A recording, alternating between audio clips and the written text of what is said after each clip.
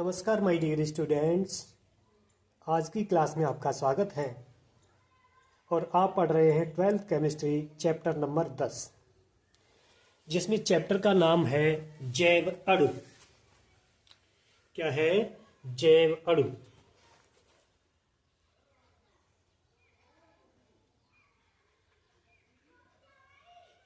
Chapter का नाम है जैव अणु। यदि इसको इंग्लिश में देखा जाए तो इस इंग्लिश में इस चैप्टर को मॉलिक्यूल्स कहते हैं, बायोमॉलिक्यूल्स।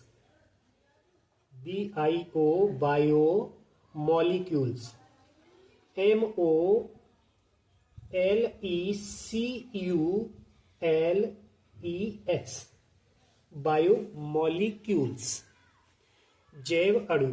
चैप्टर नंबर कौन सा है? 10। चैप्टर का नाम क्या है? जैव अणु। और यह चैप्टर NCERT आधारित है। NCERT की पुस्तक से ही लिया गया है।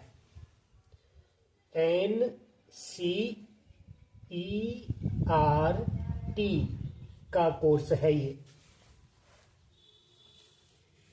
आपके दिमाग में आ रहा होगा कि ये जैव अणु होता क्या है। तो सबसे पहले इसी की हेडिंग लगाओ कि जैव अणु होता क्या है, ये हम आपको पहले बता दें। तो हम हेडिंग लगा रहे हैं जैव अणु।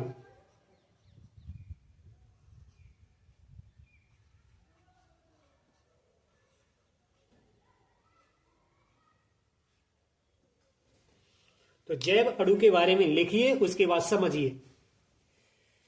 लिखेंगे कि सभी सजीवों के शरीर में,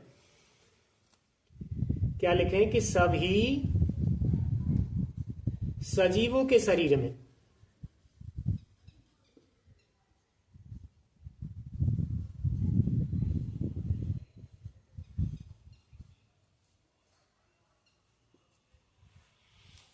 जो जटिल कार्बनिक यौगिक पाए जाते हैं,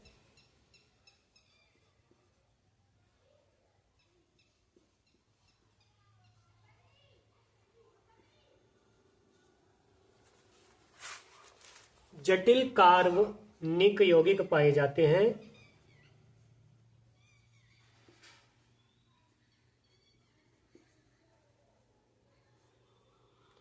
पाए जाते हैं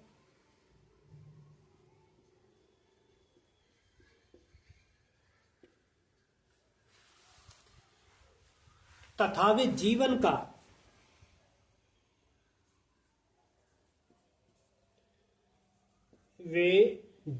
का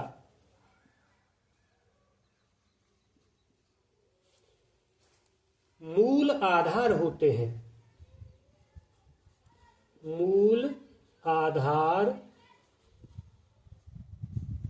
होते हैं, जैव अणु कहे जाते हैं।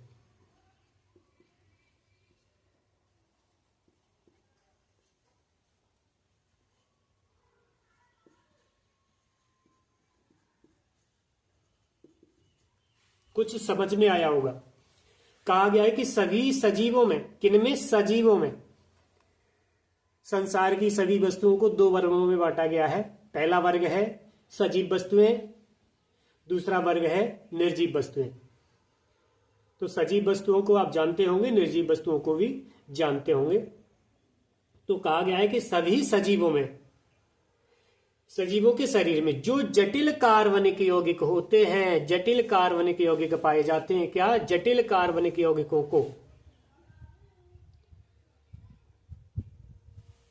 तथा वे जीवन का मूल आधार होते हैं। कौन? जटिल कार्बनिक यौगिक। तो इन्हीं जटिल कार्बनिक यौगिकों को ही जैव अणु कहते हैं। जैसे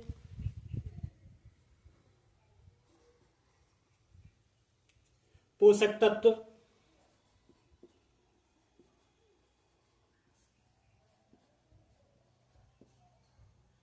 व हार्मोन्स।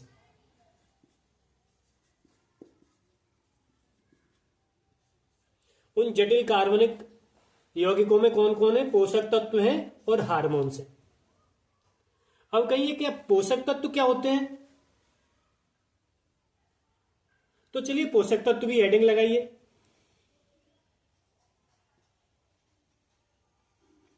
पोषक तत्व। पोषक तत्वों को समझने के लिए आप थोड़ा लिखिए, पोषक तत्व होते क्या हैं? कि जो भोजन के अवयव होते हैं या फिर जो भोजन के आवश्यक अंग होते हैं उन्हें हम पोषक तत्व कहते हैं। तो लिखेंगे भोजन के आवश्यक अंग, भोजन के आवश्यक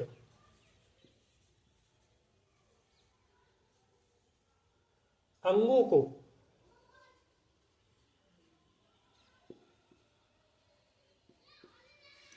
क्या कहते हैं?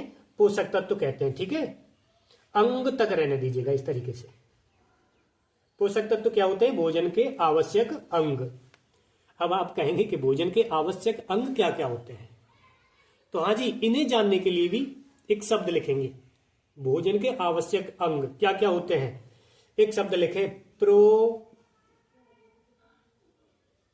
चिका खनिज। इस शब्द को याद रखें। इस शब्द में भोजन के सभी पोषक तत्व छुपे हुए हैं। सभी भोजन के अवयव या आवश्यक अंग छुपे हुए हैं। बोले किस प्रकार छुपे हुए हैं? तो सबसे पहला शब्द है, अक्षर है आपका प्रो। क्या है? प्रो।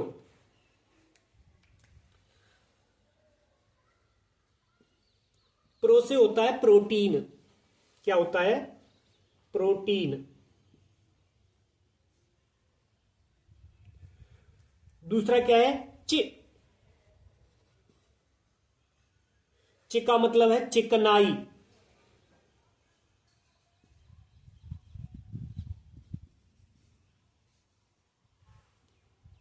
तीसरा है का मतलब है कार्बोहाइड्रेट। क्या है? कार्बोहाइड्रेट।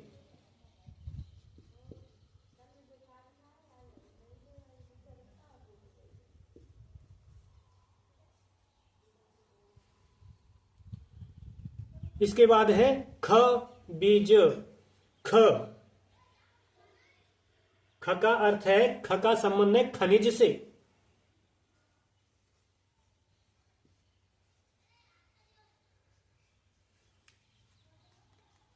फिर है वि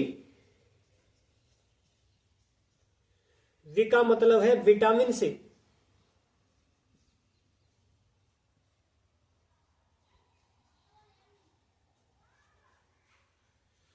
आगे रह गया आपका ज का संबंध है जल से।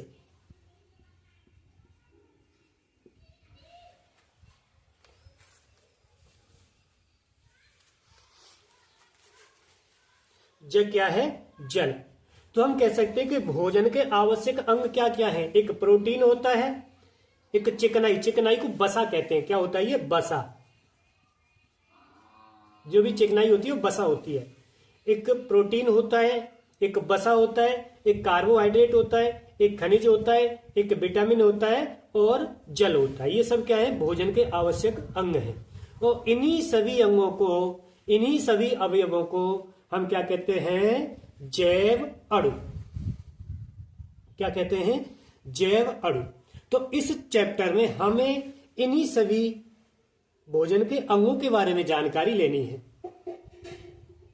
तो सबसे पहला हम इस कार्बोहाइड्रेट के बारे में बात करेंगे कि ये हमें प्रचुर मात्रा में कहां कहां से, किस किस प्रकार मिलता है और क्या क्या होता है। तो इनको हटा करके पहले आप हेडिंग डालें कार्बोहाइड्रेट।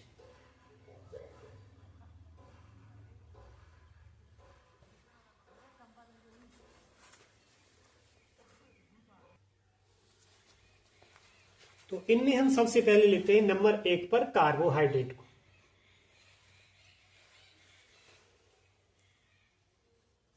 कार्बोहाइड्रेट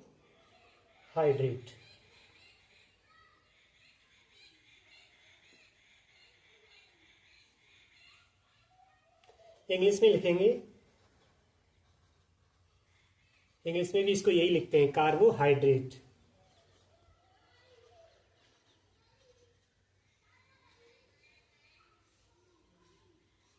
क्या है? ये भोजन का अंग है। इस भोजन के अंग को जैव अणु कहते हैं। इस कार्बोहाइड्रेट को जैव अणु कहते हैं। ये पहला जैव अणु है।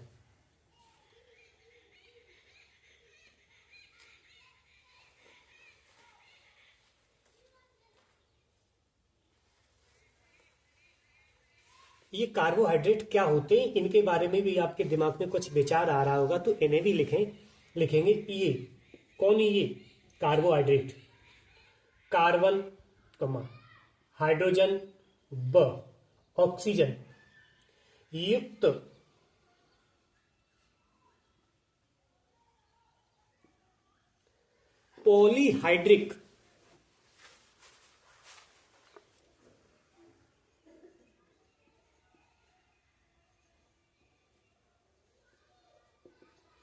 पॉलीहाइड्रिक एल्डिहाइड, या यहां लिखता हूं पॉलीहाइड्रिक एल्डिहाइड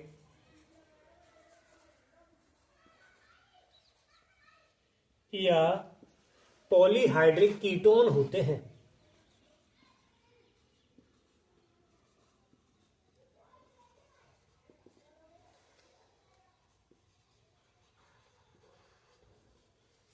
पॉलीहाइड्रिक कीटोन होते हैं।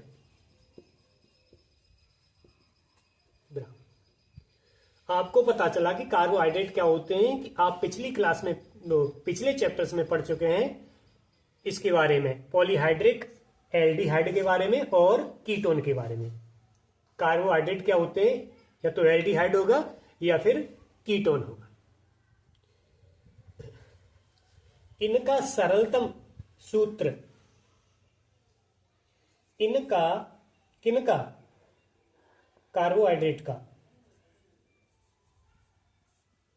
सरलतम सूत्र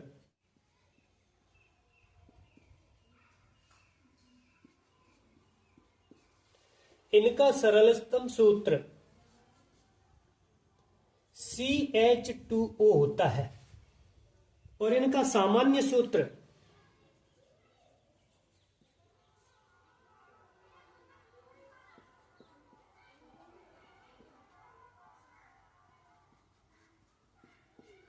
जो सामान्य सूत्र होता है वो CX, वो ब्रैकेट में लिखा है H2O, ये होता है।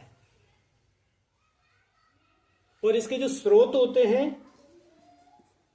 मिलता किससे किससे है ये?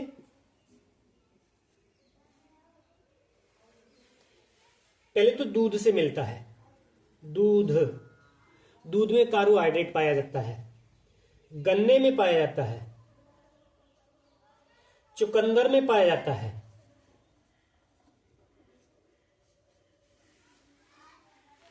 आम में पाया जाता है,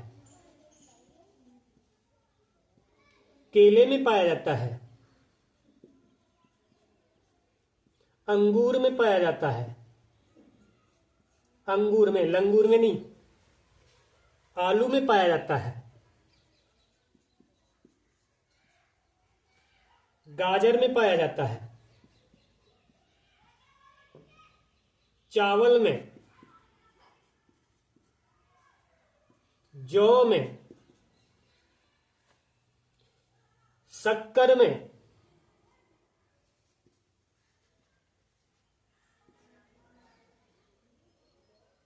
मक्का में। शक्कर गन्ना तो एक ही चीज है, चलो लिख देते, हटा देते इसको, क्योंकि गन्ने से शक्कर मिलती है। जौ में, अब बाजरा में, ज्वार, अर्थात जो अनाज है उनमें सब में ही होता है लगभग। आधे लिख दिया मैंने। इस सब में पाया जाता है कौन? कार्बोहाइड्रेट। जैसे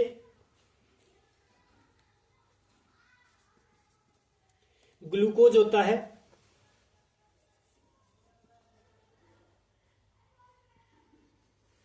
ये क्या है? कार्बोहाइड्रेट है ये। इसको रक्त शर्करा कहते हैं।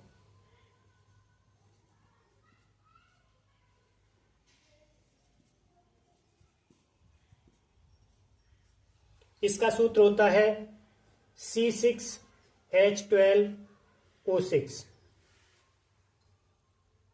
या फिर इसको C6 ब्रैकेट में H2O6 इस तरीके से लिख सकते हैं। दूसरा होता है सुक्रोज,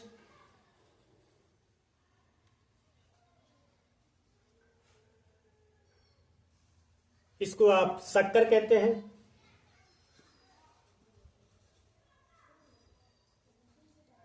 या फिर कुछ लोग इसको चीनी बोलते हैं। इसका सूत्र होता है C12H22O11, या फिर इसको कहिए C12 ब्रैकेट में H2O का होल 11। जैसे कि स्टार्च होता है,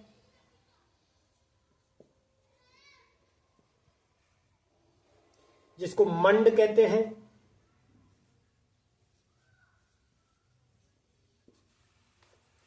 इसका सूत्र होता है C6H10O5, और ये ब्रैकेट में N बार, N का मतलब इसकी कोई संख्या होती है। या फिर इसको लिखेंगे C6 ब्रैकेट में H2O का होल 5, और इसका पूरे का ब्रैकेट करेंगे N। ये सूत्र होता है आपका स्टार्च का। तो ये सब क्या है? कार्बोहाइड्रेट है। ये कार्बोहाइड्रेट के सूत्र है, फॉर्मूला है। ये रहा कार्बोहाइड्रेट, पहला जैव अणु, जो आपके चैप्टर नंबर 10 को शुरुआत कर रहा है। अब आगे के क्लास में हम आपको कार्बोहाइड्रेट का वर्गीकरण सिखाएंगे। आज का लेक्चर यहीं तक खत्म करते हैं।